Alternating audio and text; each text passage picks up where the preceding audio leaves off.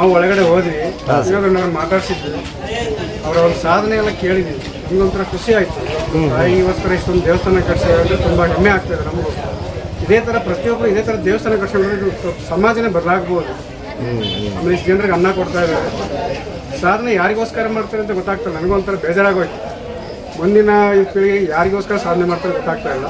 But 4 ಜನರಿಗೆ ಅನ್ನ ಆಗ್ತಾ ಇದ್ದಾರಲ್ಲ, ಅದು ತುಂಬ ಹೆಮ್ಮೆ ಅನಿಸ್ತು ನಮಗೂ. ನಾನು ಮಾತಾಡ್ಸಿದೆ ಅವ್ರನ್ನ, ಸರ್ ನಿಮ್ಮನ್ನು ಮುಂದಿನ ದಿನಗಳಲ್ಲಿ ಫಿಲಮಲ್ಲಿ ನೋಡ್ಬೋದು ಅಂತ ಕೇಳಿದೆ. ಸಾಧ್ಯ ಆದರೆ ಮಾಡ್ತೀನಿ ಅಂತ ಹೇಳಿದರು. ಅವ್ರಿಗೆ ಸ್ವಲ್ಪ ಹುಷಾರಿಲ್ಲ ಕಾರಣ ಸ್ವಲ್ಪ ರೆಸ್ಟ್ ತೊಗೊಳ್ತಾ ಇದ್ದೀನಿ ಅಂತ ಹೇಳಿದರು.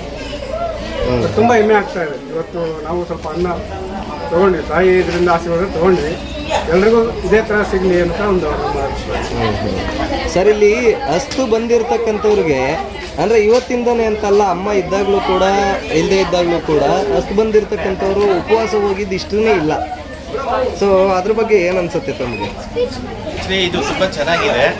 ಕರ್ನಾಟಕದವರೆಲ್ಲ ಬಂದು ನೋಡಬೇಕು ಅಂತ ನಾನು ಹೇಳಕ್ಕೆ ಇಷ್ಟಪಡ್ತಾ ಇದ್ದೀನಿ. ಇವಾಗೇನು ಕೇಳಿದ್ರೆ ಅದೇ ಸರ್, ಇಲ್ಲಿಗೆ ಬಂದಿರತಕ್ಕಂಥವ್ರು ಹಸಿದು ಹೋಗುವಂಥದ್ದು ಉದಾಹರಣೆಗಳೇ ಇಲ್ಲ. ಎಲ್ಲರೂ ಕೂಡ ಹೊಟ್ಟೆ ತುಂಬ ಊಟ ಮಾಡಿಕೊಂಡೇ ಹೋಗ್ತಕ್ಕಂಥದ್ದು, ಮತ್ತು ಪ್ರತಿಯೊಬ್ಬರಿಗೂ ಅನ್ನದಾನ ಕೊಡ್ತಕ್ಕಂಥ ಕೆಲಸ ಮಾಡ್ತಾರೆ. ಸೊ ಏನು ಅನ್ಸುತ್ತೆ ಅದ್ರ ಬಗ್ಗೆ? ಖುಷಿ ಆಗುತ್ತೆ. ಬಟ್ ಇದು ನಾವು ಇದೇ ಫಸ್ಟ್ ಬಂದಿದ್ದು, ಚೆನ್ನಾಗಿದೆ. ಅವ್ರ ಮನೆಯೆಲ್ಲ ನೋಡಿದ್ರು, ಎಲ್ಲ ಓಪನ್ ಮಾಡಿದ್ರು, ಅವರು ಬಂದರು ಈಚೆ, ನಮ್ಮ ಹತ್ರ ಬಂದೆಲ್ಲ ಫೋಟೋ ಎಲ್ಲ ಇಡ್ಸ್ಕೊಟ್ರು. ತುಂಬ ಖುಷಿ ಆಯಿತು. ನಾವು ಎಲ್ಲ ಬಂದು ಇನ್ನೂ ಜಾಸ್ತಿ ಜನ ಬಂದು ನೋಡಬೇಕು ಅಂತ ನಾನು ಕೇಳ್ಕೊಳ್ತೀನಿ ಎಲ್ಲ ಕಡೆ. ಓಕೆ, ಈಗ ಒಂದು ಗಿಡ ನೆಡೋದಕ್ಕೆ ಹೋದಾಗ್ಲೇ ಅದನ್ನ 100 ಚಾನಲ್ಗಳನ್ನ ಕರೆಸಿ ಪ್ರಮೋಷನ್ ಮಾಡಿಕೊಂಡು ಬಿಟ್ಟು ಬಿಲ್ಡಪ್ ತಗೊಳ್ಳುವಂಥ ಒಂದು ಜನ್ರೇಷನಲ್ಲಿ ಇರಬೇಕಾದಾಗ ಇಷ್ಟು ಸಮಾಜಮುಖಿ ಕೆಲಸಗಳನ್ನ ಮಾಡ್ತಾ ಯಾರ ಕಣ್ಣಿಗೂ ಕಾಣಿಸ್ದೇ ಇರತಕ್ಕಂಥ ವಿನೋದ್ ರಾಜ್ ಅವ್ರ ಬಗ್ಗೆ ಏನು ಹೇಳ್ತೀರಿ? ಅದೇ ನನ್ನ ನೋಡಿದ್ನಲ್ಲ, ಗಿರ್ಜಾ ಲೋಕೇಶ್ ಅವರು ಇವರು ಎಲ್ಲ ಬಂದಿದ್ರು. ಅವರೆಲ್ಲ ಬಂದು ನೋಡಿದಾಗ ನಾವು ನೋಡಿದ್ವಿ ನೆನ್ನೆ ಇನ್ಸ್ಟಾಗ್ರಾಮಲ್ಲೆಲ್ಲ. ಅವರ ಎಷ್ಟೋ ಜನ ಬಂದ್ಬಿಟ್ಟು ಅವ್ರು ನೋಡಿ ಎಲ್ಲ ಖುಷಿ ಪಟ್ಟರು. ಅವ್ರದ್ದು ಇದು ಮಾಡ್ಕೋಬೋದಾಗಿತ್ತು. ಬಟ್ ಇನ್ನೊಂದು ವಿಷ್ಣುವರ್ಧನ್ ಅವ್ರದ್ದು ಇದೇ ಥರ ಮಾಡ್ಬೋದಾಗಿತ್ತು. ಅವ್ರ ಸ್ವಂತ ಜಾಗದಲ್ಲಿ ನಿಂತ್ಕೊಂಡು ಅವರು ಮಾಡ್ಬೋದಾಗಿತ್ತು. ಇವ್ರನ್ನ ನೋಡಿ ಅವರು ಒಂದು ಸ್ವಲ್ಪ ಇವಾಗ ನೋಡ್ಕೊಂಡು ಯೋಚನೆ ಮಾಡಿದ್ರೆ, ಅವರೆಲ್ಲೋ ಗೌರ್ಮೆಂಟ್ ಕೊಡ್ತಾರೆ, ಅವ್ರು ಕೊಡ್ತಾರೆ ಅಂತ ಕಾಯೋ ಬದಲು ಅವರೇ ಮಾಡ್ಕೋಬೋದು ಮನೇಲಿ. ಅವರೆಲ್ಲ ದುಡ್ಡೇನು ಕಮ್ಮಿ ಇಲ್ಲ ಅಂತ ಕೇಳಿದ್ರೆ ನಾವೆಲ್ಲ ಸಪೋರ್ಟ್ ಮಾಡಿಬಿಟ್ಟು ಆ ಥರ ಕಟ್ಬೋದು.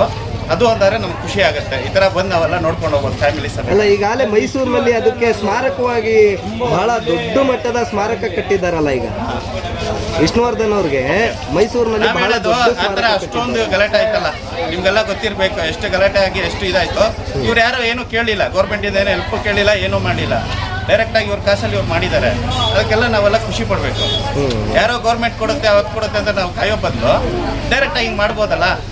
ಅವ್ರಿಗೂ ಒಂದು ಸ್ವಲ್ಪ ಇದಾಗಿರೋದು. ಅವ್ರ ಅಭಿಮಾನಿಗಳು ಎಷ್ಟೋ ಜನ ಇರ್ತಾರೆ, ಎಲ್ಲರಿಗೂ ಖುಷಿಯಾಗಿರೋದು. ಅಲ್ಲ, ಎಲ್ಲೋ ಸರ್ಕಾರ ಇದಕ್ಕಿಂತ ಮೊದಲು ಸ್ವಲ್ಪ ಸಹಾಯ ಮಾಡಿದ್ರೆ ಇನ್ನೂ ಬೇಗನೆ ಆಗ್ತಿತ್ತು. ಹೌದು ಹೌದು ನಮ್ಮ ಪ್ರಕಾರ ಇವ್ರು ಮಾಡಿರೋದು ಇದು ಚೆನ್ನಾಗಿದೆ. ನಾವು ಖುಷಿ ಆಗ್ಬಿಟ್ಟು ನಮ್ಮ ಫ್ಯಾಮಿಲಿ ಸಮೇತ ಕರ್ಕೊಂಡ್ಬಂದು ಎಲ್ಲ ನೋಡ್ಕೊಂಡು ಹೋಗ್ತಾ ಇದೀವಿ. ಇನ್ನೊಂದೇನು ಗೊತ್ತಾ, ಗೌರ್ಮೆಂಟ್ ಸ್ಮಾರಕ ನೋಡಿದ್ಮೇಲೆ ಎಷ್ಟು ಖುಷಿ ಆಗ್ತಿದೆ ಅಂತಂದರೆ, ತಾಯಿಯೇ ದೇವರು ಅಂತ ಹೇಳಿದ್ದಾರೆ.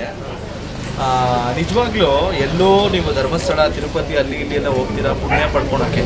ನೀವೇನಾದರೂ ಪುಣ್ಯ ಪಡ್ಕೋಬೇಕು ಅಂತಂದ್ರೆ ಈ ಸ್ಥಳಕ್ಕೂ ಒಂದ್ಸರಿ ಬರಬೇಕು. ಅದರಲ್ಲೂ ಎಲ್ಲೋ ಅಲ್ಲೊಬ್ಬ PGಲೋ ಆಶ್ರಮದಲ್ಲೋ ತಂದೆ ತಾಯಿನ ಹಾಕಿದ್ದಾರಲ್ಲ, ಅಂಥವ್ರು ಈ ಚಿತ್ರನ ದಯವಿಟ್ಟು ಬಂದು ನೀವು ನೋಡಬೇಕು. ನಿಮ್ಮ ತಂದೆ ತಾಯಿ ಎಷ್ಟು ಕಷ್ಟಪಟ್ಟು ನಿಮ್ಮನ್ನ ಬೆಳೆಸಿರ್ತಾರೆ, ಓದಿಸಿರ್ತಾರೆ, ಎಂತೆಂಥದ್ದೆಲ್ಲ ಮಾಡಿರ್ತಾರೆ. ಅಂಥವ್ರಿಗೆ ನಿಜವಾಗ್ಲೂ ನೀವು ಲಾಸ್ಟಿಗೆ ಏನು ಮಾಡ್ತೀರಾ, ಆಶ್ರಮ ತೊಗೊಂಡೋಗಿ ಬೆಳೆಸ್ತೀರಾ. ನನಗೇನಾದರೂ ಒಂದು ಚಾನ್ಸ್ ಸಿಕ್ಕಿದ್ರೆ, ವಿನೋದ್ ರಾಜ್ಕುಮಾರ್ ಥರನೇ ನನಗೇನಾದರೂ ಶಕ್ತಿ ಕೊಟ್ಟರೆ ದೇವರು, ನಾನು ಇದೇ ರೀತಿ ನಮ್ಮ ತಾಯಿಗೆ ನಾನು ಒಂದು ದೇವಸ್ಥಾನ ಕಟ್ಟಬೇಕು ಅಂತ ಅಂದ್ಕೊಂಡಿದ್ದೆ. ನಿಜವಾಗ್ಲೂ ಆ ದೇವ್ರ ಕೃಪೆ ಬರಲಿ ಅಂತ ನಾನು ಕೇಳ್ಕೊತಾ ಇದ್ದೀನಿ. ಹಾಗೆ ತಾಯಿಗೆ ತಕ್ಕ ಮಗ ಅಂತ ಎಷ್ಟೋ ಚಿತ್ರ ನೋಡಿರ್ಬೋದು.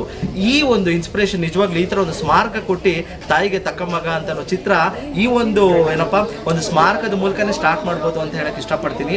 ಲೀಲಾವತಿ ಅಮ್ಮನವರು ಚಿತ್ರರಂಗದಲ್ಲಿ ಎಷ್ಟು ಕಷ್ಟಪಟ್ಟಿದ್ದಾರೆ ಮತ್ತು ಅವರ ನಿಜ ಜೀವನದಲ್ಲಿ ಏನು ನಡೆದಿದೆ ಅಂತ ನಮಗೆ ಗೊತ್ತಿಲ್ಲ. ಬಟ್ ಆದರೆ ಅವ್ರು ಮಾಡಿರುವಂತಹ ಪುಣ್ಯ ಕೆಲಸಗಳು ಮತ್ತು ವಿನೋದ್ ರಾಜ್ಕುಮಾರ್ ಸರ್ ಪಡೆದಂಥ ಆ ತಾಯಿ ಮತ್ತು ಏನಪ್ಪ ಅಂಥವ್ರಿಗೆ ಪಡೆದಿರೋ ವಿನೋದ್ ರಾಜ್ಕುಮಾರ್ ಅವರು ನಿಜವಾಗ್ಲೂ ಪುಣ್ಯವಂತರು ಅಂತ ಹೇಳಕ್ಕೆ ಇಷ್ಟಪಡ್ತೀನಿ.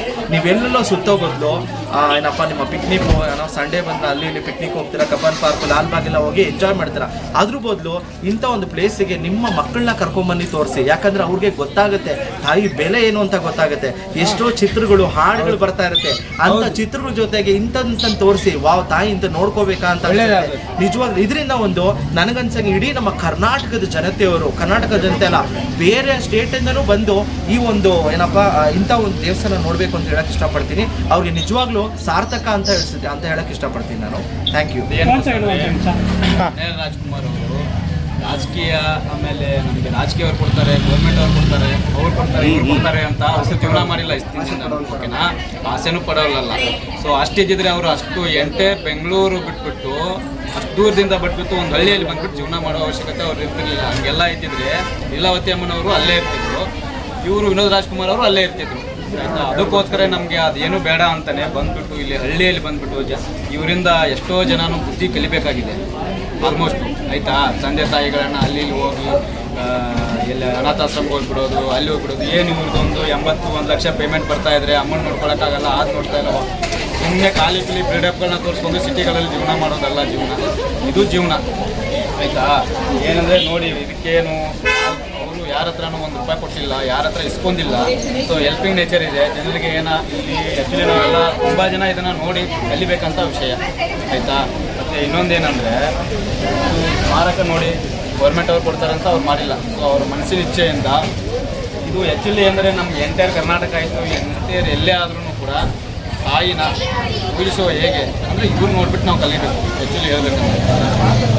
ಸ್ಮಾರಕ ನೋಡಿದ್ರೆ ನಮಗೆ ಒಂಥರ ಮನಸ್ಸಿಗೆ ನೋವು ಆಗುತ್ತೆ, ದುಃಖ ಆಗುತ್ತೆ, ಖುಷಿನೂ ಆಗುತ್ತೆ. ಆಯಿತಾ, ಈ ಥರ ನಾವು ಮಾಡ್ತೀವೋ ಬಿಡ್ತೀವೋ ಅವ್ರಿಗೆ ಗೊತ್ತಿಲ್ಲ. ಬಟ್ ಏನಂದರೆ ಅಮ್ಮನ್ನ ನೋಡ್ಕೋಬೇಕು, ಯಾವ ಥರ ನೋಡ್ಕೋಬೇಕು, ಹೆಂಗೆ ಅಂತ ಹೋಗೋದು ಹಂಗೆ ಹಿಂಗೆ ಅಂತ ಅಂತಾರೆ. ಬಟ್ ವಿನೋದ್ ರಾಜ್ಕುಮಾರ್ ಅವ್ರು ಏನಂದರೆ ಮಾಡಿಬಿಟ್ಟು ತೋರಿಸಿದ್ದಾರೆ ಅಮ್ಮನ್ನ ಹೇಗೆ ನೋಡ್ಕೋಬೇಕು ಏನು ಅಂತ. ಇಷ್ಟೇ, ಮತ್ತೇನಿಲ್ಲ.